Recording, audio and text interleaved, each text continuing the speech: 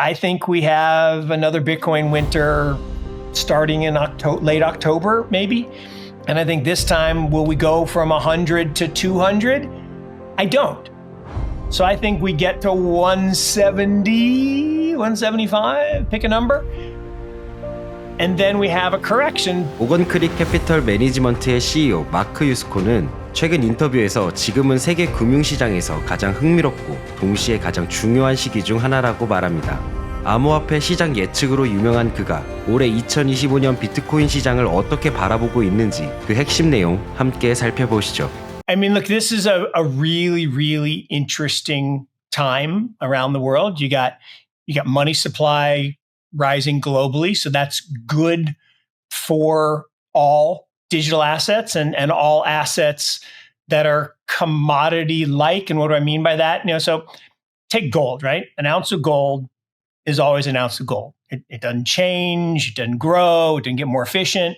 And so for 5,000 years, that single ounce, if you gave it to somebody, they would give you essentially a fine person's suit, literally from Cleopatra's time to a suit of armor to Savile Row today. And so things that hold value, Bitcoin being digital gold, right? It has all the qualities of gold, but it's better in that it's more divisible and more portable. And so I think for the next 5,000 years, it becomes the digital version of that as we move into the digital age. And so when I look at that market and all markets related to commodity-like assets in an expanding monetary supply scenario where you got China printing and the US talking about printing, Europe printing like crazy, those assets are going to rise. And gold's had a great year. In fact, most people have no idea. Gold has outperformed stocks for the last 25 years, compounded. Like, no, that's not true. Well, it's because, again, the gold didn't change. What changed is the number of dollars you need to buy the ounce of gold. So here's a fun fact, less fun if you are actually a stock investor. Equities, people say, oh, they're all-time highs. No, they're not. They're actually the exact same price as 1996 priced in gold. Price in dollars, they're all-time highs. But the dollar buys less. I saw someone this morning tweeted, 2 bagels and a cup of coffee for $32. What the absolute hell? I mean, and so inflation is theft, literally. What do I think about the markets? Well, what I think about markets is in an environment where currencies are being devalued because countries are too far in debt, and you've seen all the nonsense going on with Elon tweeting about, the silly budget, the big, beautiful bill. I mean, here's a guy who ran, not Elon, but Trump. Here's a guy who ran, drain the swamp, get rid of all the graft and corruption. And then he passes the big, beautiful, or he promotes the big, beautiful bill with a $2.5 trillion deficit. Are you fucking kidding? Sorry. Are you kidding me? I mean, he's the biggest, I'll say what you want to hear, but I'm going to do all the bad stuff as long as I get paid.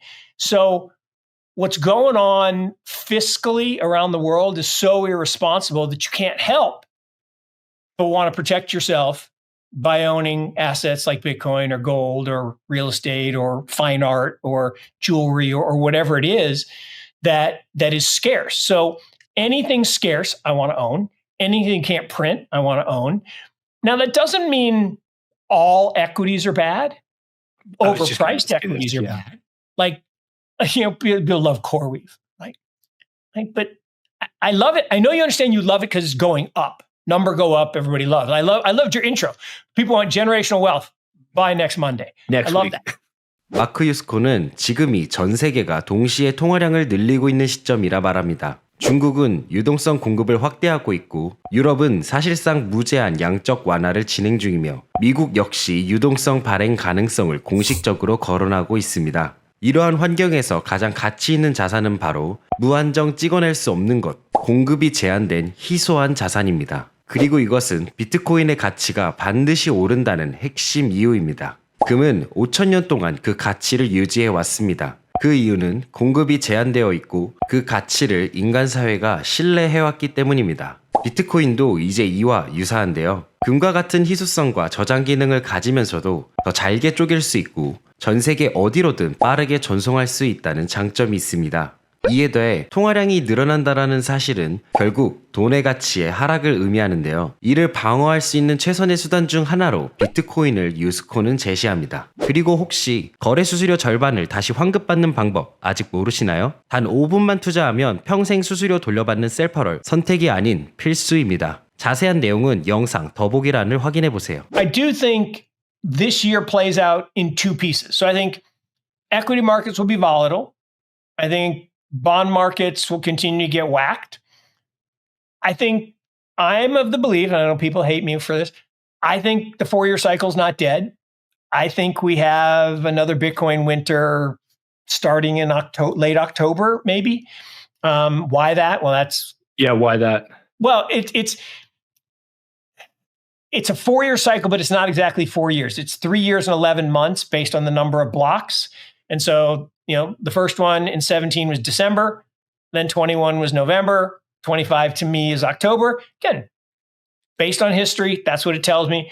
And the size of it depends on how crazy we go between now and then. Historically, summer is kind of like this. It's like a roller coaster, up and down, but you end up in the same place, right? And then in the fall, between kind of September and Thanksgiving, you have the crazy ups. So in 17, we went from 10 to 20. In 21, we went from 30 to 60. And I think this time, will we go from 100 to 200? I don't. And why don't I? Because I think we don't have as much leverage this time. So I think we get to 170, 175, pick a number. And then we have a correction, but it won't be as big because we won't go up as high. Now, if we went to 200 or 220, then we have a 70+% correction. If we go to 170, maybe we only have a 40 or 50% correction. But if we don't ever get to 175, and Metcalfe's law number just keeps going up, and we get to 120 by the fall, and we're only at 125, then we won't have a correction, and then it'll just continue to rise. But that's my base case. Investing, two things are really, really important. One is what Coach Smith, the legendary coach here at North Carolina, said, which is when you make a mistake, which you're going to do, right? Ralph, recognize it, admit it. Oh, that's the hard part. Learn from it. That's actually the easy part. Forget it. Hardest part.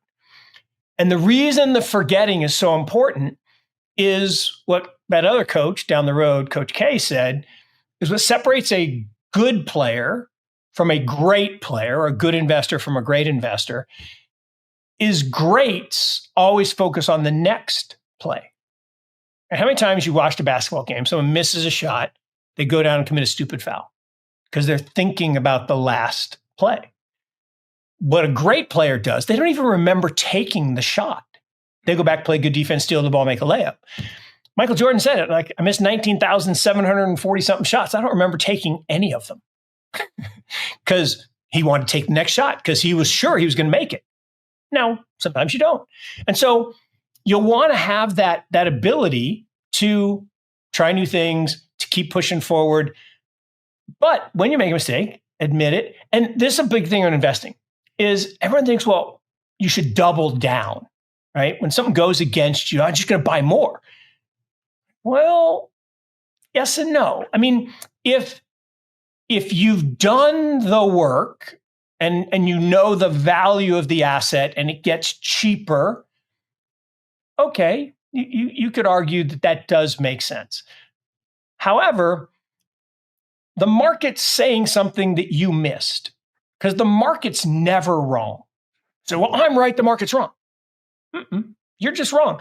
So there's a famous picture of Paul Tudor Jones, famous hedge fund guy, in his dorm room at UVA. And it says, losers average losers. And it's so true. Now, it's particularly true in trading. Like in trading, you're never right and the market's wrong. You're always wrong. Just if something goes against you, get out.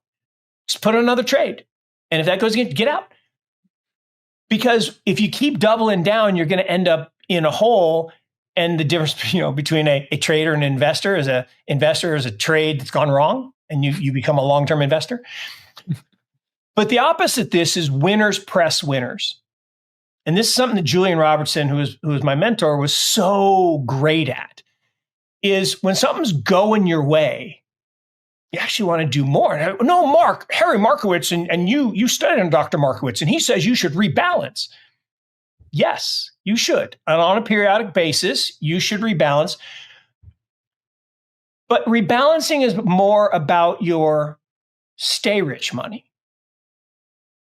Remember, and I think we talked about this last time, is you got your liquidity bucket that funds your lifestyle.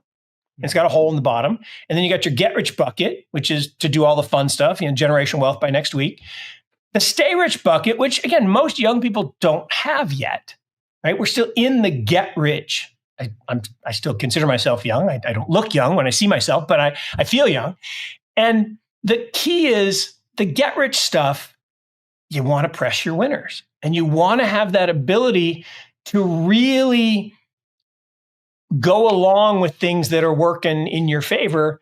Now, eventually you do want to take some profits and redeploy into other ideas. And at some point, when things get so out of whack, like CoreWeave today or NVIDIA even today, it's not that they can't go higher. It's just that mathematically, if I could find a smaller cap version, and I think, maybe this is a great segue, anticipating a question you told me you were going to ask, is so many people are invested in Bitcoin, right? And either they have, Coinbase account, and that's not really Bitcoin. Sure it is. My dad has a Coinbase account. He loves it.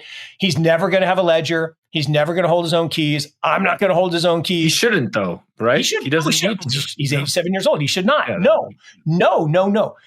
Now, if you want to hold your own keys, have your own, that is the future. Yes, that's beautiful. Now we have to fix some of the UI UX problems, but there's different things that make sense for having Bitcoin.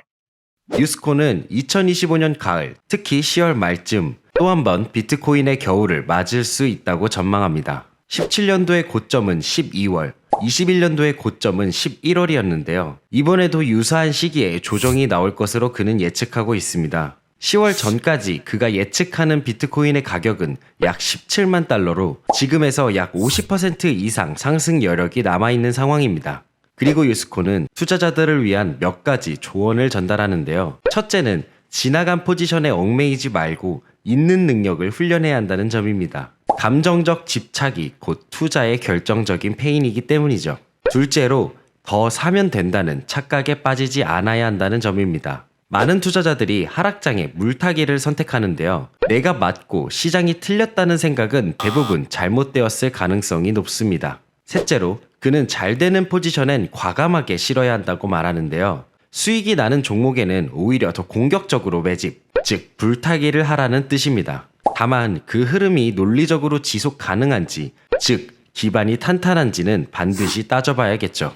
이번 상승장에서 유스코의 조언을 잘 새겨두신다면 다가올 상승장에 훨씬 더 단단하게 대응할 수 있을 것이라 생각합니다. 오늘 영상 도움이 되셨다면 구독, 좋아요 부탁드립니다. 감사합니다.